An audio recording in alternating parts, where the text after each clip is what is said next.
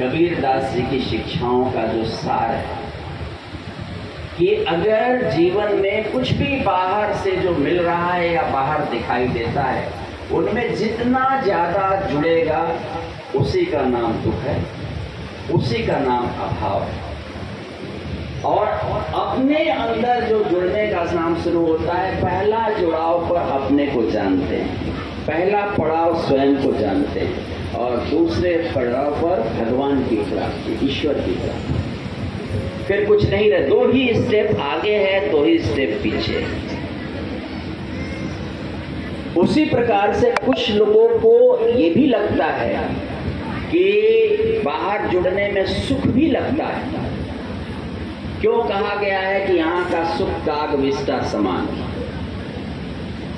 क्यों कहा गया है कि काग विष्टा के समान है? ये इसलिए कहा गया है क्योंकि हम जब तक सुख जाने ही नहीं हो तब तक थोड़ी देर के लिए दुख की अनुभूति, दुख के अभाव को हम सुख समझ जाते हैं। कोई सुख है नहीं। बुद्ध कहते थे कि जीवन है तो दुख है। बुद्ध कहते थे, उनकी शिक्षाओं का सार था कि जीवन है तो दुख है, परंतु दुख के निवारण करने का मार्ग है और उस मार्ग की प्राप्ति का उपाय है। इसलिए निराश और दुखी व्यतीत होने का कारण नहीं। जीवन है तो दुख है, बुद्ध ने क्यों कहा? इसलिए कहा क्योंकि जो इंद्रियां हैं ये बाहर खुलती हैं और जो बाहर दिखाई देता है उसको हम जीवन मान लेते हैं। बाहर सुख, बाहर जो कुछ भी दिखाई देता है उसमें सुख की खोज करना व्यर्थ है, मृग मरीचिका की भांति है। अच्छे कोई भी सुख है तो उसका मियाद है। ऐसा कोई सुख भाग में नहीं है जो गैर मियादी है, हमेशा रहने वाला है।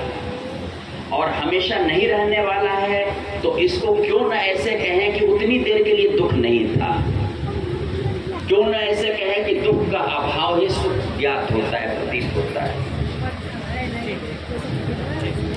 तो हम में से हर एक को यह सोचना चाहिए कि अगर बाहर से जुड़ने पर हमको व्यथा मिलेगा, तथा कथित जो सुख भी मिलता है वह परिणामतः दुख को ही जन्म देने वाला है। बाहर में जिसके पास कुछ नहीं है, जिसके पास कुछ नहीं है वह दुखी होता है कि मेरे पास कुछ नहीं है। जिसके पास कुछ है वह दुखी होता है इस चिंता में कि उसके पास वो बना रहे, उसके तमाम उपाय करता है। जिसके पास नहीं है और जिसके पास है वो दोनों का ही हस्र एक ही होने वाला है। लेकिन इस हस्र में, इस चिंता में, इस पुरुषार्थ में जीवन का जो अवसर है, समय है, ये यूं निकलता चला जाएगा। और ऐसा भी नहीं कि ये पता नहीं चलेगा, पता चलता है। ऐसा भी नहीं कि हमारे जीवन में हमने जो भूल की, गलती की, वो पता नहीं चलेगा, पता चलता है। पर जो बहुत प्रबुद्ध होता है, जो ज्यादा जागरूक होता है, उसको तब पता चलता है जब जवानी दामन छोड़ती है। जो उससे थोड़ा सा ज्यादा है, थोड़ा सा उतना ज्यादा प्रबुद्ध नहीं है, जागरूक नहीं है, उसको तब पता चलता है जब बुढ़ापा आता है। और जो गैर जिम्मेदार है, लापरवाह प्रकार का आत्मा, जीवन में कुछ धर्म कर्म किया नहीं, उसको तब पता चलता है जो बीमारी आती है, कोई बीमारी असाध्य हो जाती है। और जो दुष्ट आत्मा है, जिसने जीवन भर अपराध किया, लोगों को सताया, भी विराजमान है। प्रभु उसको भी इस बात का एहसास कराते हैं, लेकिन उसको एहसास कराते हैं एक जब उसके प्राण निकलने के होते हैं तब उसके सामने क्षण मात्र में तस्वीर। तो कुल है, ईश्वरीय आत्मा है, जो सद्गुणी है, सतो प्रधान आत्मा है, उसको यह चीज युवा है, सभ्य कम समय में आ जाती है, उसके पास बहुत अवसर होता है। और जो मार्गदर्शक होता है, पथ प्रदर्शक होता आत्माएं होती हैं, उनको जन्म लेते हुए ही बालपन से ये चीज आ जाती है।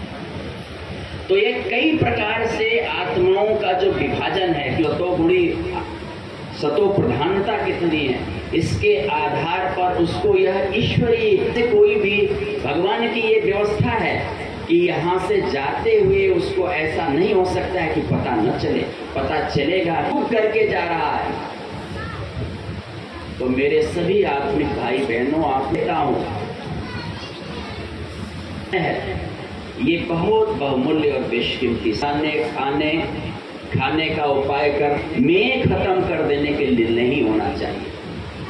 फिर बैलेंस शीट खराब होगा, फिर रजिस्टर खराब होगा, फिर वो जो दो मकसद है बिना यहां से जाना नहीं चाहिए। अगर जन्म लिया है तो मृत्यु के पहले यह दो काम पूरा होना चाहिए। जैसे लोग कहते हैं ना, सांसारिक रूप से बेटी की शादी हो जाए, बेटा बेटी की शादी हो जाए तो भैया हम समझेंगे कि हमारी उससे कहते हैं, दो ही चीज कहते हैं औलाद वाले, संतान वाले, कि हमारे बाल बच्चे ब्याह हो जाए, हमारी तो आधी जिम्मेदारी पूरी। आध्यात्मिक रूप से मृत्यु से पहले ये दो जिम्मेदारी जरूर पूरी हो जानी चाहिए, जीवन अधूरा छूट जाएगा। इस जिम्मेदारी में तो ये बेफजूल की जिम्मेदारी जो हम लिए घूमते हैं पूरा हो गया। परमात्मा ने जो उसकी व्यवस्था किया होगा, परमात्मा ने जो उसका तय कर दिया होगा रिश्ता, वही उसका रिश्ता होने वाला है। हम और आप तो बिना वजह श्रेय ले, यश अपयश लेने का काम करते हैं, हमारा कोई उसमें भूमिका नहीं है। लेकिन जिस पुरुषार्थ से हम अपना जीवन से कहता हूँ कि ऐसा इंतजाम करना चाहिए, ऐसा हर लोग अपना हिसाब किताब करते हैं, कोई धंधा करना हो, कोई काम करना हो, कोई आयोजन करना हो, हर आदमी को हिसाब किताब करने आता है, सबको आता है, खरीद बिक्री करने का सबको आता है। मैं सभी से कहना चाहता हूं कि मृत्यु से पहले, प्राण छूटने से पहले यह जीवन सार्थक नजर आएगा। एक तो अपने को जान लें, और ये बुनियादी शर्त है, बिना ईश्वर को प्राप्त करने की इस दोनों की प्रक्रिया में इतने प्रकार के अनुभव होंगे जिसको कोई वाणी से नहीं कर सकता है। और एक का प्राप्त करना दूसरे के काम में नहीं आएगा। एक बुनियादी शर्त भी है कि प्रभु उसी को मिलता है जो अपने सहयोग करने के लिए तैयार हो। अपना मदद करने को अगर आप तैयार नहीं हो, परमात्मा नहीं मिल सकता है। दूसरे का पाया गया खुदा, दूसरे को मिला हुआ परमात्मा आपके किसी काम का नहीं। अगर नदी में तैरना है तो खुद आपको नदी में उतरना होगा। दूसरे के तैरने का जान करके और किताब में तैरा कैसे जाता है पढ़ करके कोई तैराक नहीं बना है। अगर तैरना है तो नदी में उतरना पड़ेगा। तो परमात्मा कैसे मिला, उसकी रास्ता तो बताया जा सकता, रास्ता का अनुभव नहीं बताया जा सकता। लोगों के, कई विद्वत लोगों के कि ऐसा क्या है कि क्यों नहीं बताया जा सकता, किसी ने क्यों नहीं बता सकता है, ईश्वर किस कैसा लगता है देखने में, क्यों नहीं बता सकता है। हम कह रहे हैं कि वो तो बहुत बड़ी चीज है, किस तरह से बोलती है वो नहीं बताया जा सकता है, वो केवल सुना जा सकता है। एक चिड़िया कैसे बोलती है, वो लिख सके या बोल के दिखा सके तो मैं आपको मान जाऊं। 10 प्रकार के पशु पंछी की आवाज सुन सकते हैं कि कैसे बोल रहे हैं। कोयल कैसे बोलती है सुन सकते हैं, लिखने की कोशिश भी कर सकते हैं, कुहू कुहू लिखते भी हैं, लेकिन क्या सुनिए, चिड़ियों की बोलने को कुछ शब्दों में जो उससे मिल, लेकिन वास्तविक रूप से वैसा नहीं बोलते। आप इन पत्तियों में देखिए, हर एक पौधे की पंक्ति दूसरे पौधे की पंक्ति से मिल रही है क्या? ये दो। अब जो यहाँ से देख के जाए और पूछे कि किस प्रकार की इस पत्ती का कौन सा हरा रंग है, इस पत्ती में कौन हरा है, लेकिन पंक्तियों का रंग जब नहीं बताई जा सकती है, न लिखी जा सकती है, तो परमात्मा तो बहुत बड़ी चीज, बहुत है। इसके लिए तो ये शब्द काफी नहीं है। ये मानो कि आपसी दैनिक व्यवहार के लिए गढ़े गए शब्द हैं, ये परमात्मा की भाषा नहीं बोल सकते हैं, पर इसलिए इसके लिए तो स्वयं ही उतरना पड़ेगा।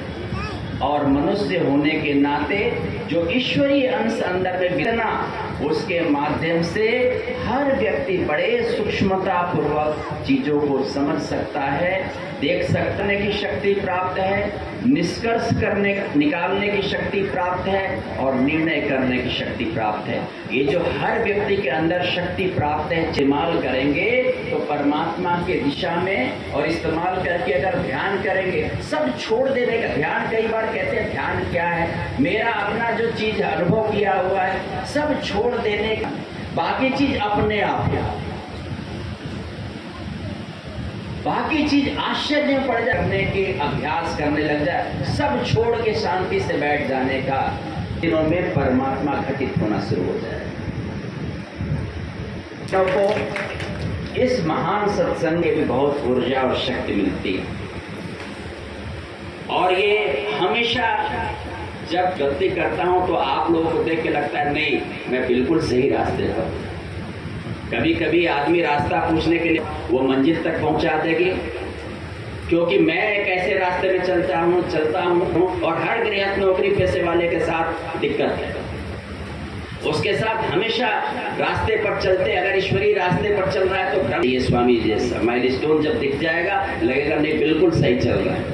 और अगर ये माइलस्टोन छोड़ के गलत रास्ते पहुंच जाए, किसी उसी रास्ते पर या वापसी लौट आए, तो ये माइलस्टोन जो होता है आपको ही ज्यादा ऊर्जा देने वाला होता है। तो आज के इस मौके पर गुरु पूर्णिमा के मैं स्वयं भी आप लोगों से आशीर्वाद का आकांक्षी, मैं ये जरूर कहूंगा कि जितना जल्दी हो सके अपने को जानने की इस खोज में उत्तम मार्ग है। ये नीरस नहीं है, उबाऊ नहीं है, कष्टकारक नहीं है। भाई नए उम्र के सोचते हैं बड़ा ये क्या चीज हमारे मतलब का नहीं है, नए उम्र वालों से बड़ा मनोरंजक है। इस मार्ग पर जल्दी से उतरना चाहिए।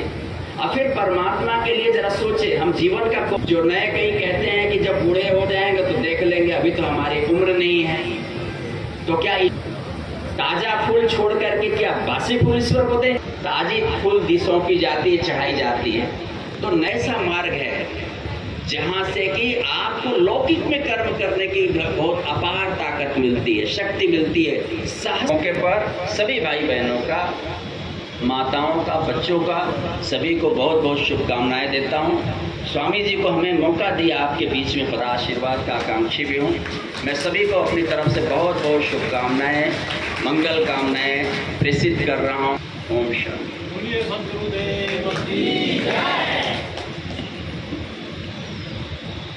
हमारे बीच में अभी जो आवाज आ रही थी, अगर कोई सुन रहा हो तो ऐसा अंदाजा नहीं लगा सकता कि एक प्रशासनिक अधिकारी, एक आईएएस कलेक्टर ये बोल रहा है। दोनों चीजें एक साथ, जीवन का सच्चा रूप है, स्वार्थ प्लस परमार्थ।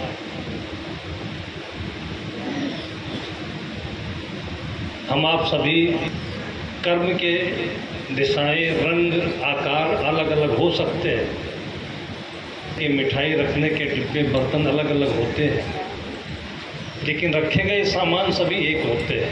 तब के अनुभव और बाहर के कर्म क्षेत्र की बहुत सारी बातें आपने जिस विधान से रखी, कोई संत व्यक्तित्व की मुख से वाणी निकल रही है। सभी वाल्मीकि होना चाहिए, गुरु रविदास, सदगुरु कबीर दास होना चाहिए। आज के इस कुटिल युग में, विषाक्त वातावरण में, रात दिन दलित हैं, इस जाति के हैं, इस कैटेगरी के हैं, ये बहुत बड़ा हमारे मन का विषय है। हम फंसे रहेंगे तब तक हम कहीं पहुंच चीज नहीं मिल सकती। उन्होंने एक कलेक्टर के रूप में, अधिकारी के रूप में सरल भाषा में अपने जीवन को सामने रखी।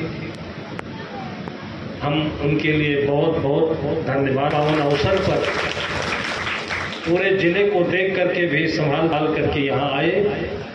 आपको, आपके साथ आए हुए सभी अधिकारीगण को बहुत धन्यवाद। अब इसके बाद आरती पूजा का समय है। आप सब कार्य